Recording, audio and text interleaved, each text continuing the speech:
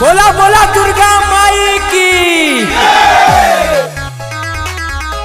हे भौजी अरे मत जोरे हे भौजी, आओ डीजे मालिक के तो हम समझाओ सही। आवा ना चल जाए भौजी, नाराज ना हो जरा छोट छोट बातें में भौजाई हमार। Music by Aman rock. एक गाना बाजे द पूरा, नहीं तो डीजे मालिक कह जाई बहुरा। पंडालवा में बवाल करेंगे नहीं तो गाना सही चलने दीजिए। एक गाना बाजे द पूरा, नहीं तो डीजे मालिक कह जाई बहुरा।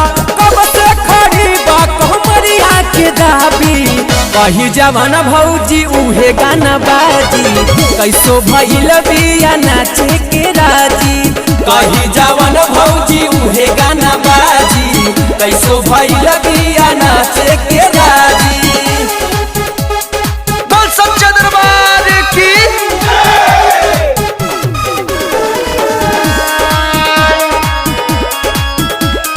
बोली सच्चे दरबार की। Geeta recording studio, Newada, Ambedkar Nagar. दम बनी टूटता हो, पसीना भी छूटता हो। जब वो पोजीशन बना रहे तुम लोग गाना बदल दे रहे हो। दम बनी टूटता हो, पसीना भी छूटता हो। अरे तू ही लोग कैला बजैला न जाजी, कही जवान भौजी उहे गाना बाजी।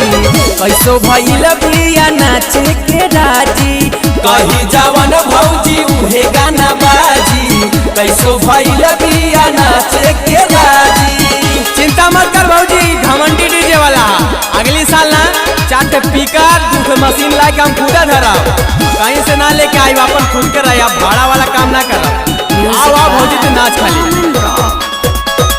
डाले में हलावा गाना राम जन्म वाला बा।